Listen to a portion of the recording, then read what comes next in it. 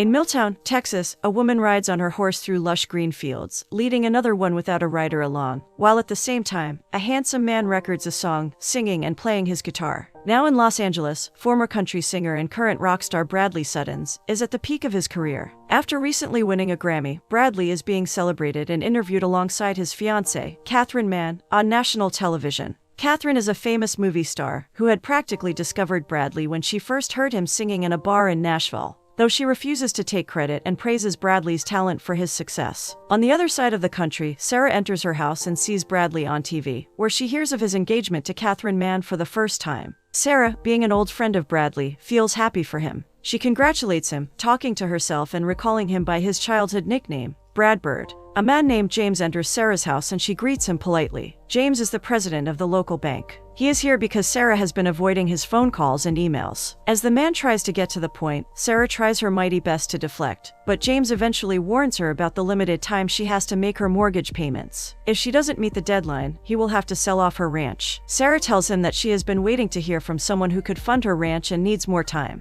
While James has already given her 6 months of leverage, he agrees to give her another month to get her finances in order before he is forced to take the ultimate step. They shake on it and seal the deal. When James notices the man on TV, he recognizes him as someone who grew up in Milltown. Sarah informs him that he is Bradley Suttons, who used to reside next door till he was 13. James recalls that Bradley's parents both passed away in a terrible car crash. He wonders if Sarah knew the man well and she laughs, saying that she was married to him. Later that night, Sarah takes out a box of her old stuff and finds a ring inside a pouch. She goes a few years down memory lane and recalls the day of Bradley's parents' funeral. They were in her family's barn, and Bradley was upset about moving away from home now that he had no family left. He was crying because he felt alone, and a young Sarah tried to console him. Their other friend, Adam, came looking for them when Sarah had an idea and suggested that Bradley should marry her, and then she will be his family. A shocked Bradley reminded her that they were only 13 and ineligible to get married. But Sarah was not worried about the rules. They were in her barn and she made the rules there. Adam, whose father was a pastor, stepped in to help them get married. Back to the present, Sarah smiles to herself as she admires the ring. She then starts to write a nostalgic letter, addressing it to Brad Bird. In Los Angeles, Catherine's publicist insists that Bradley and Catherine have a big wedding with media and celebrities, but Bradley refuses the prospect. He only wants a small intimate wedding and Catherine agrees. The publicist insists that they should share their wedding with their fans. Speaking of which, she tells Bradley about the fan mail that arrived for him. Bradley is just about to miss the letter when Catherine spots something inside the package. She opens it and finds a diamond ring inside it. It's not until she reads the letter to him and he hears the name Brad Bird that he remembers about Sarah. He tells Catherine about the girl who was his wife when he was 13 years old and fondly remembers how Sarah helped him feel less alone in a world without his parents. He also recalls that the ring is his mother's. While talking about Sarah, Bradley is reminded of his life back then and remembers that he still owns his parents' house. He decides to get that settled once and for all, and invites Catherine to come with him and visit his childhood home. But much to their dismay, Catherine's schedule is jam-packed. She really wishes to see the place where Bradley grew up, and so she asks him to first take care of selling the house, and then after they get married, she will visit his hometown. After Bradley leaves the room, Catherine's publicist expresses her dismay about their plans for a small wedding in Italy. But Catherine assures her that she has a plan of her own. Bradley finally arrives in Milltown and heads straight to the bank first. He talks to James about putting the house up for sale and gets the procedure started. When James tries to talk to Bradley about how sad his parents' passing was, Bradley brushes over the topic abruptly and leaves from there. Bradley is in the cab when he realizes he never gave the driver his address, yet he knew where to bring him. The driver turns out to be a guy Bradley used to go to school with, Sam Hartford. Since Bradley is pretty famous in Milltown, everybody knows where he resides. So much so that they even have a sandwich named after him at the diner. Bradley arrives home, feeling sadly nostalgic. He goes around the house, dusting off the cobwebs around old memories that leave him with a bittersweet feeling. Bradley decides to pay a visit to his next-door neighbors, and there, he finally meets Sarah. Sarah is tending to the horses when Bradley approaches her. She is completely surprised to see him in town, and recalls that Bradley once said in an interview that he would return to Milltown when pigs start to fly. The two exchange laughs and take playful jabs at each other. Bradley tells her about his purpose for returning home. Sarah earnestly lets him know that everyone is really proud of everything that Bradley has achieved. They catch up with each other as the two walk back to the stables, and Sarah tells him that she has been tending to his mother's flower garden all these years. Bradley thanks her for her generosity, but Sarah feels that this is the least she could have done for the woman, since she was the one who taught her all about gardening.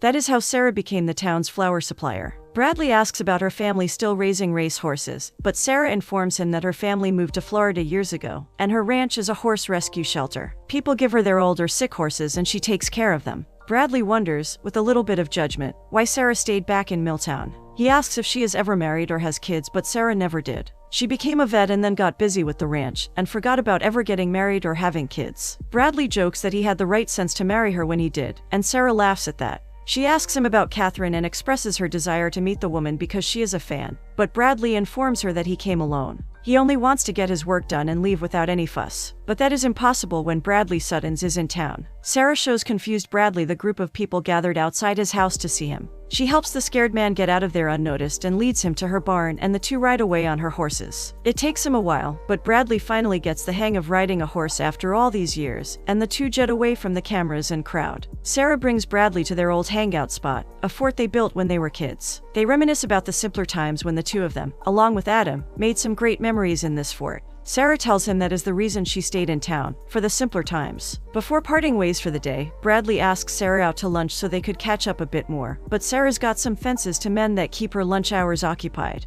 Bradley also has to write a new album, but he reckons they could take out an hour to catch up. Sarah agrees to it and asks him to meet her at 10 a.m. the next day. They will go get Adam and then get some lunch. They part ways, and Sarah checks her mailbox for the letter, but much to her dismay, it's not there. Later that night, Bradley sits out on the porch of his house and sings a song. Sarah hears him play and sings along to the lyrics, smiling to herself. The next day, Bradley and Sarah arrive at the church where Adam is a pastor. Adam is pleasantly surprised to see Bradley, and after the meeting is over, Bradley suggests they go get some sushi. Sarah and Adam bring Bradley fishing at the creek, which was not at all what he had in mind. Bradley had blocked so much of his childhood years that he nearly forgot about coming to the creek after church on Sundays. The quietness around them reminds him of the mindful awareness classes that he and Catherine take. It sounds to Sarah awfully like Bradley pays a big sum to just sit still and be quiet. That cracks up Adam and her, as they make fun of poor Bradley. Coming back home, Sarah asks Bradley about Catherine, wanting to know what the famous star is like in real life. Bradley praises his fiancée for being funny and smart. He wonders if there is anyone like that for Sarah. She tells him not anymore, but there used to be a guy who turned out not to be the one. Sarah again checks for the letter in her mailbox and gets a little frustrated when she does not see it. Bradley thanks her for everything she has done so far, saying that he might soon leave town once his work is done. Sarah hugs him goodbye and wishes him the best with Catherine. Later that night, Bradley struggles with writing a song. He spends the next day obsessing over getting it right while Sarah gets back to her duties, though she finds herself fondly stealing glances at Bradley's house whenever she can. That night, Bradley even sleeps with his old teddy bear. Meanwhile, Sarah has got a load of bills to pay and no funding at all. She keeps waiting for the funding to pull through. The next day, Bradley is woken up by the real estate broker showing his house to potential buyers. Bradley decides to put the sale on hold as he wants to stay back a few more days. He lets Sarah know that he's staying and she's glad to have him around for a while longer. Later that day, while Sarah's heading out for delivery, she stops by Bradley's place and invites him to fish with her the next morning. They meet the next morning and Bradley tells Sarah about his days on the road and how surreal it felt to wake up in new cities every day. Bradley tells Catherine about his time at his childhood home and how the songwriting has been flowing out of him so effortlessly. Meanwhile, Catherine is at her wedding dress fitting as she tells him she misses him. Bradley sighs, wishing that he could show Catherine his hometown and take her fishing in the creek. Catherine seems revolted to hear that but still feigns to be on board. She lets Bradley believe that they are going to have a small countryside wedding, with just the two of them being in love. Meanwhile, Catherine has something extravagant planned for their wedding. Bradley visits the barn where his wedding ceremony to Sarah was held and feels a wave of nostalgia hit him. In the memory, the two exchange vows as Adam marries them. He then puts his mother's ring on Sarah's finger, but when it comes time to kiss the bride, Bradley and Sarah both shy away. Back in the present, Sarah finds Bradley reminiscing in the barn. When she approaches him, Bradley excitedly declares that this barn is where he wants to get married. This stuns Sarah because she does not think Catherine Mann is the kind of woman who would want to get married in a barn. But Bradley says that she does not know her as he does. In his opinion, having a wedding away from the spotlight and media is exactly what Catherine needs. Bradley makes Sarah an offer. He will help her mend her fence if she helps him plan his wedding. Sarah makes fun of Bradley and his soft man hands not capable of doing hard labor like a cowboy, but Bradley assures her that he is perfectly capable of it. Back in the city, Catherine is at a photo shoot when she puts her publicist worries to rest by telling her that she will not get married in a barn. While Catherine loves how Bradley is trying to give her a normal life, she has a plan of her own. She will marry him in his hometown in a small intimate gathering, and then they will jet off to Italy for their one-of-a-kind, amazing wedding. It's Bradley's first day at work and Sarah offers to get him a change of clothes, lest his expensive branded clothes suffer the consequences of hard labor, but the man refuses. Hours later, Bradley's fashionable clothes perish and his limbs ache. The man regrets having made a deal with Sarah, who can't help but laugh at his pitiful condition. But Bradley does not give up just yet. He digs through the old boxes and finds some working clothes of his father's. Bradley puts them on when he goes to mend the fences, and Sarah finally gives him an earnest compliment. They get to work, and later that night, Sarah fixes Bradley's hand when he hurts himself. The two share a sweet, amiable conversation where Bradley feels the effects of Sarah's presence, but he cannot pin it down. The next day, Sarah takes Bradley to the diner and orders 2 Bradley Sutton sandwiches for them, which leads to a hilarious encounter with the waitress, who fails at recognizing that the rock star is right in front of her. Later, Bradley discusses with Sarah all the arrangements for the wedding and puts her in charge of the flowers. Sarah wonders what Catherine's favorite flowers are but does not know it either. That does strike Sarah as something odd. Then when they go cake tasting, Bradley can't tell what Catherine's favorite flavor or her favorite color is. Sarah is a little appalled to find that out. The shop owner, Monica, is a big fan of Bradley and Catherine, and so when Bradley picks the coconut flavor for his wedding, Monica reminds him that Catherine is allergic to coconut, which is news to Bradley. Meanwhile, Catherine has already chosen a cake for their wedding. Sarah faces another roadblock on her way to acquiring a grant so that she can keep the ranch up and running. And the failure leaves her feeling frustrated and stressed. While they are working on the ranch, Bradley asks Sarah if she likes living alone on the ranch. Sarah does not think she's alone. She has got her horses and her dogs, but that is not what Bradley meant. Sarah tells him that she dreams to one day find what her parents have, true love. It does not come along every day, and Sarah won't settle for less. Bradley does not think someone can just simply find a person they care about and like to be with, and with whom they share similar interests. Soon after all that, comes the hard work and compromises. Sarah tells him that she wants someone who will love her no matter what. Someone who wants to walk through life leaning up against her so neither of them will ever fall. Bradley brushes that away because while that is romantic, it is not very realistic. He laughs at her notion of a magical relationship that will only ever happen once in a lifetime and mocks her for having read too many romance novels. But still, Bradley earnestly wishes that she gets the happily ever after she wants because she deserves it. And then Bradley and Sarah get to work on cleaning the barn. They have so much fun while at it, as they spray water on each other and play games, laughing and giggling the entire time. Later that night, the two get out in the woods and have a little bonfire by the creek. Sarah makes Bradley lie next to her and they stargaze together. While they are talking, Sarah compliments Bradley's songwriting. She hears him sing every night and they remind her of the soulful songs Bradley used to write when he first started out, the ones that make you feel something. Bradley asks her if she really means what she said, which surprises Sarah. He tells her that in the world where he resides, people usually only tell him what he wants to hear and never the truth. Sarah vows to never do that. The next day, they go out again. While talking to each other, Sarah finds out that Bradley has never talked to Catherine about having kids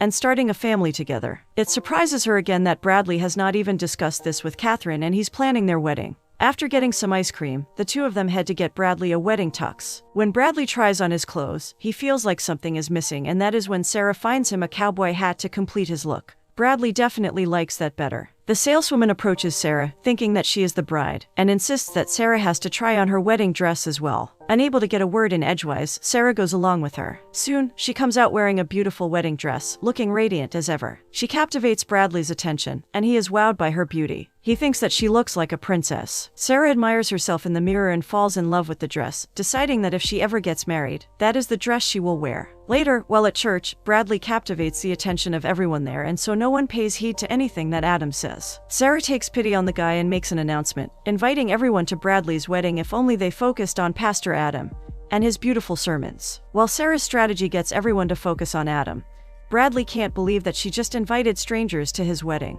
But Sarah reminds him that they are not strangers but people who knew him before he was a big star, and that they all wish him well. After church, the trio goes fishing. Adam expresses how coming home seems to have been healing for Bradley, and Bradley agrees. Adam also looks forward to meeting Catherine at Bradley's wedding and thinks that Bradley must love the woman very much. Bradley agrees that he does, but there is a grim expression on Sarah's face as she tries to hide her emotions. Just as Bradley catches a big fish, he excitedly lifts Sarah off the ground, both celebrating his win. But as Adam sees the two together, something feels off. While working on the ranch, Sarah compliments Bradley for being a fast learner. He credits his father's cowboy genes for his skills. He feels much closer to his roots now than he ever did, and for the first time in years, being in that place, with Sarah, feels like home to him. He even feels grateful to her for helping him find his way back to who he was. Something about his words makes Sarah feel a little different, and she changes the topic, inviting Bradley to check out a band for his wedding. Bradley and Sarah head into town to check out the band. They meet with Adam at the bar, and then as the band starts playing romantic music, Bradley asks Sarah to dance. They dance with each other. Bradley keeps Sarah entertained with his epic dance moves. Adam, who is watching from afar, can't help but notice the chemistry between the two. While dancing, Bradley and Sarah get closer and he kisses her. The song stops and awkwardness settles between the two. But before they can talk, Bradley gets called onto the stage to perform a song. As Sarah watches Bradley perform, she can't help but feel a little sad, and there's a heaviness in her chest. But it is not until Adam talks to her about it that Sarah realizes that she's falling in love with Bradley, who is already spoken for. She is on the verge of crying as she is forced to face the reality that Bradley will soon be leaving. Adam worries for her because he cares about his friend and does not want her to get hurt. But it's too late for that now. Sarah has already fallen for Bradley. Unable to control her emotions, Sarah leaves the bar and returns home. The next day, when someone knocks on his door, Bradley thinks it is Sarah. He is a little disappointed to see James there. The man comes bearing good news. There is a solid offer on Bradley's house and the buyers are ready to move in right away. But now Bradley has decided to stay back and keep the house, wanting to hold on to his roots. James is happy to hear that news and wishes that Bradley could talk some sense into his neighbor as well, or else she will lose her ranch. Bradley then finds out about her funding situation and how she can't make bills, because people who leave their old horses with her never pay her to take care of them. When he goes looking for Sarah, Bradley finds her tending to her garden. Sarah makes an excuse for leaving without a word the night before, and tries to keep the conversation short, asking Bradley to even take the day off from working on the fence. She seems to want to avoid him, but Bradley, having learned what he did from James, offers to pay Sarah for taking care of his mother's garden all these years. Sarah quickly understands what Bradley is trying to do and refuses to take his money. She lies to him, saying that her funding finally came through and that she will be just fine, so Bradley has no reason to worry about her anymore. Though he does not seem convinced, Bradley agrees to leave her be. Back in Los Angeles, Catherine finds out, through the newspapers, that Bradley has been closely hanging out with his childhood friend, and seeing that Sarah aged so well is cause for concern. Her publicist insists that Catherine has to go to Texas ASAP. Sarah keeps herself busy all day and Bradley finally catches on. He confronts her about it, but Sarah brushes his concern away and tries to leave for her delivery when Bradley tells her that he has decided to keep his house. That gets her attention and Sarah asks him why he did that. It's because Bradley finally realized that this is his home and she helped him realize it. Sarah asks him if he thinks his superstar wife would want to reside in a place like that, and Bradley does not think Catherine will have a problem with it. Disappointed in his answer, Sarah walks away. Bradley stops her, asking what's going on with her, and then, consumed by a wave of emotion, Sarah blurts out the truth to him. She thinks that Bradley is marrying a woman he barely even knows. Not her favorite color or her favorite flowers or the fact that she even wants a family one day. He knows nothing. Sarah can't understand why Bradley is even planning their wedding without her. And why is it that she is the one making all the decisions that Catherine should be making? Bradley tries to tell her that it is because Catherine's busy shooting, but it's not a good enough reason. Sarah has reached her tolerance and is on the verge of tears as she decides to shoot straight for the truth. She lets Bradley know that he can't marry Catherine because he does not love her, but Bradley is still in denial. Sarah asks him why he kissed her, but Bradley's response breaks her heart even more, as he apologizes for it, saying that he got caught up in the music and the moment. Sarah is disappointed to hear that and tries to tell Bradley that she understands why he is afraid to love again. He was deeply hurt as a child after losing his parents, and now he is scared to love like that again. She tries to reason with him. She gets emotional as she tells him that he can't marry Catherine, just because they have similar lives and like the same things. People should only get married because they love the other person and can't stand the thought of being apart from each other. But Bradley still refuses to accept that. He thinks that what Sarah just said is all fantasy and nothing else. But even if it is, Sarah does not think that he should settle for anything less. Bradley indignantly tells her that just because she knew him as a kid does not mean that she knows him now. Realizing that she can't get Bradley to understand, Sarah accepts defeat and storms off. As days pass, Bradley gets to reflect and he decides to talk to Catherine about some stuff. He leaves her a message, but much to his surprise, Catherine shows up at his doorstep. She wonders why Bradley still has not sold off the place when he tells her that he decided to keep it. The news takes Catherine by shock. As she assesses Bradley's outfit, the man tells her that he's learned so much about himself in the past few weeks, and he wants to keep this house as a home base for when the two of them get off from work and can spend time with their kids. Catherine is surprised to hear Bradley talk about children and tries to brush away his concerns by saying that once they are married, they will have a lifetime to learn everything about each other, and that she also wants what he wants. She suggests that they go out to a restaurant and celebrate when Bradley informs her that there are no restaurants in town, just a diner. She looks so worried when Bradley tells her that people usually eat food at home. He pacifies her and assures her that everything will be fine and suggests taking her on a hike one day and then fishing the next day. Catherine believes as long as they are together, everything will be perfect. The next day, Bradley takes her to the creek and she asks about Sarah. Bradley talks highly of her and tells Catherine about Sarah's problem with the ranch. Meanwhile, Catherine gets a call and Bradley finds out that she has ordered a few things for their wedding. He assures her that he has taken care of everything, but Catherine just wants to make sure everything is perfect. After their little barn wedding, they can go to Italy and finally return to their real lives. When they actually get to fishing, Catherine has a hard time getting the hang of it. She almost drowns and Bradley rescues her. Sarah finally receives the letter she had been waiting for, but sadly the response is not in her favor. The next day, Catherine visits Sarah at her ranch and Sarah is thrilled to see her there. Catherine praises Sarah for the work she is doing and realizes why Bradley loves it here so much. But she brushes his wish to settle down in Milltown away, saying that he will eventually forget about this place when he is back on tour. Catherine thinks that Bradley has a gift and that is meant to be shared with the world. While Sarah believes that as well, she finds Catherine's words a little odd, but before she can say something, Catherine tells Sarah about her friend who takes in animals, who have retired from working in the films. The man would love to help Sarah out by taking in her animals as well, and he can even offer Sarah a job on his ranch in California if she's up for it. Sarah is so relieved to hear this and so grateful to Catherine for her help. Catherine rushes her to take the opportunity if she can.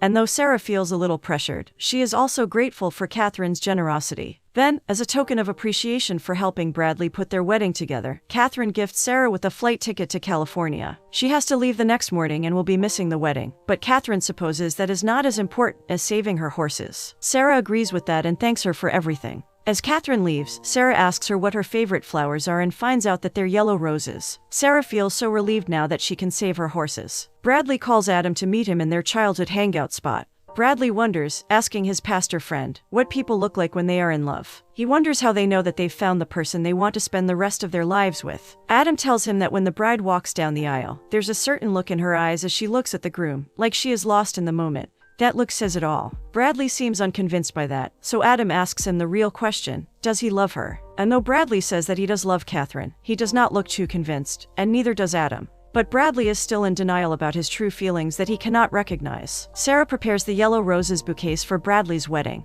At the wedding rehearsal, when Catherine is walking down the aisle toward him, Bradley's focus shifts to Sarah, who suddenly appears behind her. Sarah walks out of there in tears, seeing as she's leaving town. The next day, with a heavy heart, she hands over her home to the bank and leaves for California. When Bradley goes looking for Sarah, he can't get a hold of her. Bradley is stunned when he finds out from the real estate agent that Sarah does not reside here anymore, and that the bank had to sell the ranch because Sarah could not pay her mortgage. He is even more astonished when she tells him that it is he who has bought the ranch. Bradley immediately finds Catherine, who is getting ready for their big day. He confronts her about buying Sarah's ranch, and Catherine tells him that she only bought it so the two of them can expand their property, and one day build a new house here, one that people like them can reside in. Bradley can't understand what she means by that. Just then, a cameraman enters the room and starts snapping pictures of them, which makes Bradley even more annoyed. He finds out that Catherine was the one who invited him to capture their wedding for People magazine. Bradley gets mad at her for going against his wish to keep their wedding private. Catherine changes the topic, telling him how happy she is with the floral arrangement, and wonders how he knew that yellow roses were her favorite. But Bradley realizes that must be Sarah's work. He decides, right then and there, that he cannot get married to Catherine. His behavior upsets Catherine, but Bradley has decided that he won't tour for a while. He'll reside in Milltown, perform locally, and write songs. Catherine does not agree to that, not when Bradley's career is on fire, but Bradley has made up his mind. He tells her that though he cares about her very much, it just is not enough. Bradley walks out, leaving a heartbroken Catherine behind. When Sarah finally returns home to pack up her stuff, she is greeted by her dogs, who then lead her out to the barn. When Sarah opens the door, she finds the townspeople just gathered inside, and then Bradley walks up to her. She wonders what is going on and asks him about Catherine. And that is when Bradley suggests that the two of them should renew their wedding vows. Sarah is completely stunned to hear this from him. Bradley goes on to say that they first had their chance at true love when they got married as kids. And while that may be romantic and not realistic, he does not want to give up this rare thing they have and settle for something less. Sarah's true happiness shows on her face as she smiles radiantly, trying to control herself from crying. Bradley lists all her favorite things, letting her know that while he didn't know much about Catherine, he knows everything about her. He declares his love to her, and tells her that he wants to walk through life leaning against her, so that neither one of them falls. She is his true love. Sarah is in tears when Bradley goes down on one knee and proposes to her with his mother's ring. Sarah says yes. They celebrate with their loved ones. In a beautiful ceremony, Pastor Adam once again officiates Sarah and Bradley's wedding, as they promise each other a lifetime of happiness and love.